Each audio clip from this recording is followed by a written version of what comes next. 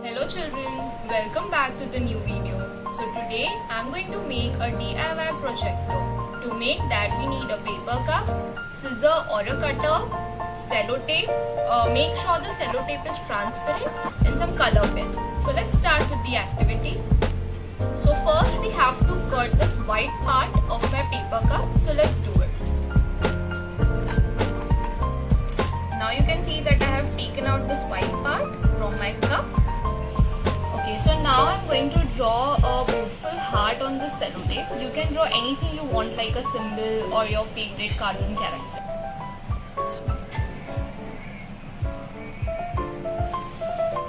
Now you can see that I have drawn a picture of heart, which I'm going to stick above the glass like this.